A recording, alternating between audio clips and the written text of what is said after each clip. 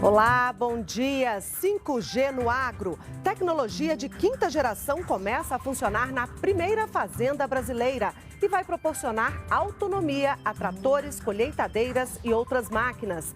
No Rio Grande do Norte, governo federal inaugura a Estação Cajupiranga, em Parnamirim. 11 mil passageiros vão ser beneficiados. Portos no Espírito Santo são concedidos à iniciativa privada.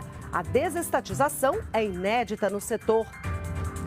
Quinta-feira, 31 de março de 2022, o Brasil em Dia já está no ar.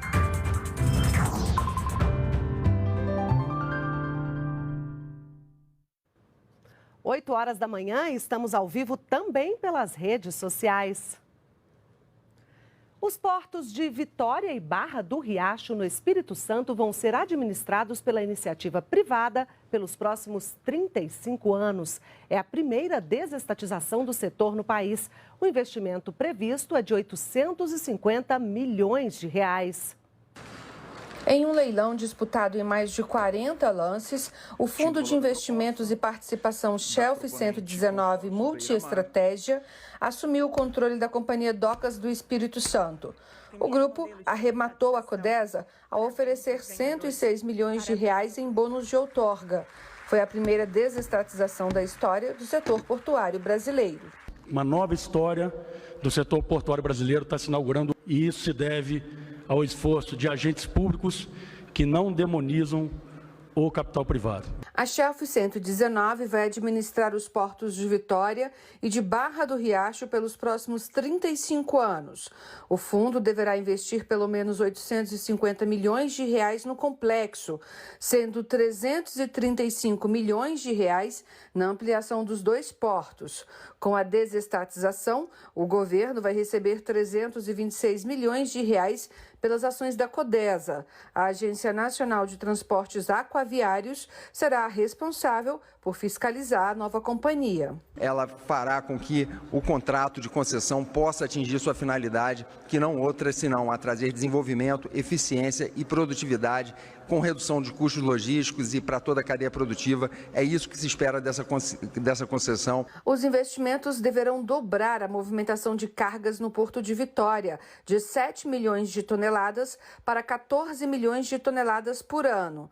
Para a Barra do Riacho, há a possibilidade de exploração de novas atividades na zona portuária. A ferrovia vai chegar, as rodovias duplicadas vão chegar e o porto vai receber uma carga de investimento. A privatização representa blindagem, representa governança, autonomia, flexibilidade, liberdade para fazer investimento. Então, isso vai ser transformador para o Estado do Espírito Santo e para o Brasil.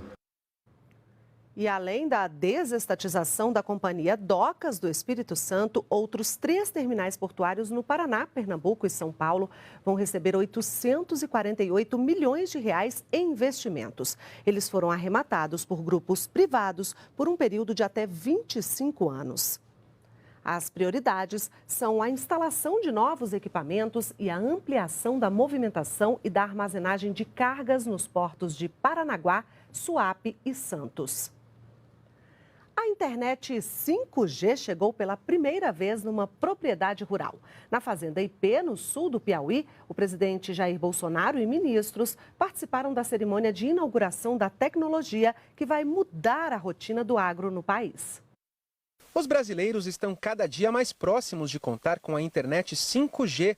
A partir de julho, a tecnologia começa a ser implantada no Brasil, com as primeiras antenas instaladas nas capitais e grandes cidades do país.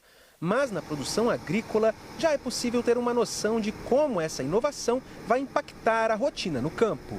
O sinal de 5G vai ser transmitido a partir de antenas como essa para toda a área cultivada das fazendas. Esse sinal vai permitir um monitoramento mais preciso do maquinário agrícola, que vai funcionar com mais eficiência. Irão transmitir numa velocidade ultra rápida para uma central de processamento de dados e essa central vai devolver para essa máquina a melhor performance. A aplicação da tecnologia 5G ao agronegócio foi apresentada nesta quarta-feira em Baixa Grande do Ribeiro, no sul do Piauí. A cerimônia teve a presença de empresários do setor e de autoridades como o ministro das Comunicações, Fábio Faria, e o presidente Jair Bolsonaro. Vai fazer com que o nosso agronegócio, que já é tão pujante, vai ficar muito maior. Tinha outras fazendas já, mas funcionando em projeto piloto. Essa é a primeira fazenda com 5G funcionando real. Traz, obviamente, tecnologia ao campo. É a primeira fazenda totalmente 5G. Isso, certamente, vai ter um ganho de produtividade na casa de 20%, 25%, 30%. O governo federal inaugurou uma nova estação de veículos leves sobre trilhos em Cajupiranga, que integra a linha branca da Companhia Brasileira de Trens Urbanos. A meta é garantir mais mobilidade para a população da região metropolitana de Natal, no Rio Grande do Norte. A nova estação de trem da cidade de Parnamirim fica numa região carente de transporte público. Até então, a população contava com poucas linhas de ônibus. Isso aí vem beneficiar a massa mais necessitada, que é o trabalhador que usa esse meio de transporte tão bacana que chegou através do governo federal. Bom, é o preço que eu economizo, né? O trem ele é R$ 2,50. Eu pago R$5, ida e volta. Se eu fosse pagar o ônibus, seria R$10. No trem você chega na estação, você se sente seguro lá dentro e você tem o tempo certinho que você vai sair e o tempo certinho que você vai chegar. A entrega da estação Cajupiranga marca a conclusão do trecho 1 da linha férrea da Grande Natal. A expectativa é que essa linha vá beneficiar 11 mil passageiros. O trecho 1 atende a cidade de Parnamirim com 3,4 quilômetros de trilhos. Outros 2 trechos estão em construção e devem ser concluídos em setembro. Os 3 trechos vão somar 23,4 quilômetros de vias, desde a estação de Parnamirim, passando pelo município de São José de Mipibu, até chegar à cidade de Nísia Floresta. Ao todo, o investimento federal na malha férrea do Rio Grande do Norte será de 90,7 milhões de reais. São 8 estações. São 30 composições, são 3 vagões, a maior infraestrutura ferroviária do Nordeste brasileiro, na região metropolitana de Natal. O ministro das Comunicações, Fábio Faria, anunciou que os passageiros vão contar com Wi-Fi dentro dos trens. Eu estou fazendo um estudo para colocar a internet em todos os trens durante todo o funcionamento. Os trens terão internet para as pessoas. E hoje, no Palácio do Planalto, o presidente Jair Bolsonaro participa da cerimônia de troca de ministros que vão deixar as pastas para concorrer a cargos eletivos em outubro deste ano. Eles precisam deixar os cargos até 6 meses antes do primeiro turno. 10 ministros, vão sair. A lista com os novos titulares foi publicada no Diário Oficial de hoje. Grande parte deles já trabalha nos ministérios, o que garante a continuidade das políticas públicas. A solenidade de posse e despedida de ministros de Estado vai ser transmitida ao vivo aqui pela TV Brasil daqui a pouquinho, a partir das 10 horas da manhã. Os projetos de irrigação da Codevasf do governo federal mantidos na bacia do Rio São Francisco estão gerando emprego e renda. Só no ano passado, a produção na região rendeu 4 bilhões de reais. Ervino produz banana, tangerina e limão no município de Bom Jesus da Lapa, na Bahia. A região é atendida pelo projeto Formoso, do governo federal, um sistema de irrigação que leva água para milhares de hectares de plantações, mesmo durante os períodos de estiagem e seca. Só no ano passado, a propriedade do Ervino produziu mais de 2.500 toneladas de fruta. E com o apoio da Codevasf, a Companhia de Desenvolvimento dos Vales do São Francisco e do Parnaíba, ele quer expandir o negócio. A propriedade aqui hoje está diversificada, inclusive já iniciando alguns trabalhos para processar e fazer banana passa e farinha de banana. Em 2021, os projetos públicos de irrigação mantidos pela Codevasf na bacia do Rio São Francisco produziram mais de 4 milhões e 400 mil toneladas de produtos agrícolas, o equivalente a 4 bilhões de reais em valor bruto de produção. O principal destaque na região é o cultivo de arroz e frutas, como manga, banana e uva. Os projetos de irrigação da Codevasf eles estão localizados ao longo da margem do Rio São Francisco. Nós temos 36 perímetros distribuídos entre o norte de Minas, a Bahia, Pernambuco, Alagoas e Sergipe. Além do aumento da produtividade agrícola, os projetos de irrigação da Codevasf também ampliaram a oferta de empregos no país. Os nossos projetos de irrigação geram mais de 280 mil empregos. Nós estamos falando aí de empregos diretos e indiretos que vão desde a produção do alimento até a logística de distribuição, ao fomento da indústria e produção de insumos que são relacionados diretamente à produção agrícola. O Erivaldo está dentro dessa estatística. Ele trabalha no perímetro irrigado de Propriá, no Baixo São Francisco, em Sergipe, há 44 anos. Daqui eu já tiro meu sustento, já formei filhos e netos, né, e continuo o meu trabalho.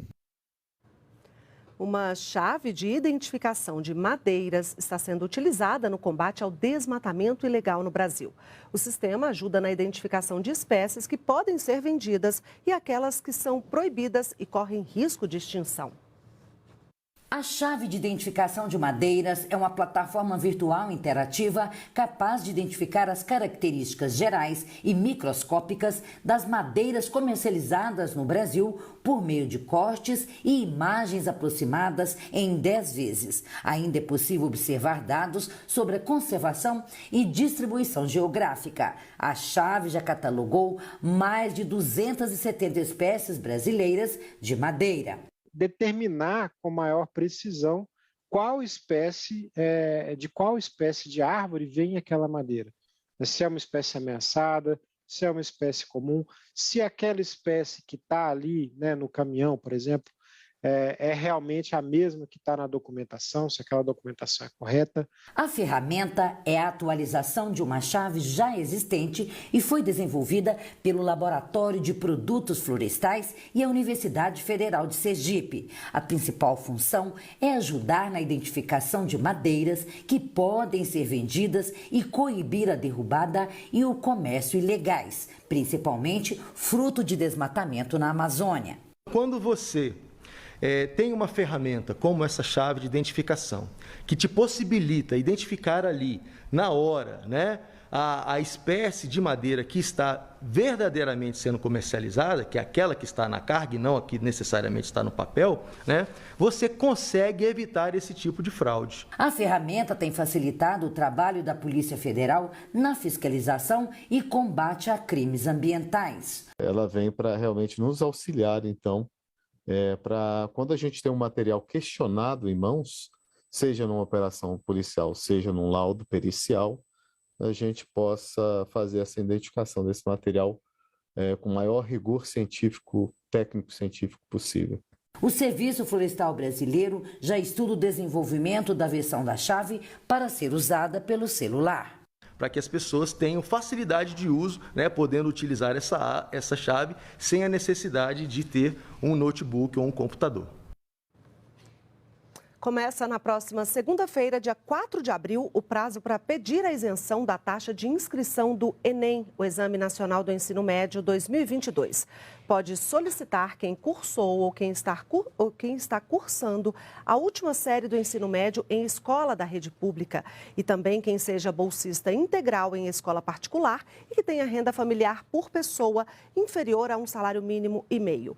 Também pode pedir isenção o participante em situação de vulnerabilidade socioeconômica e que esteja inscrito no CAD único do governo federal. O prazo de inscrição vai até 15 de abril.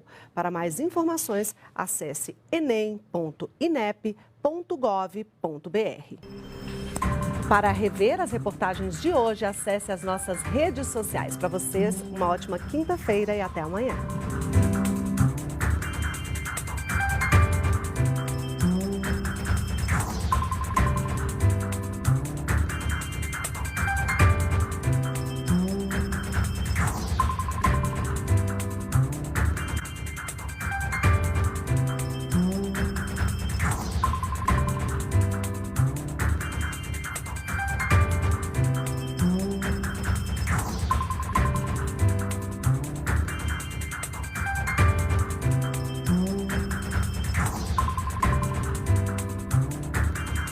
Ele faz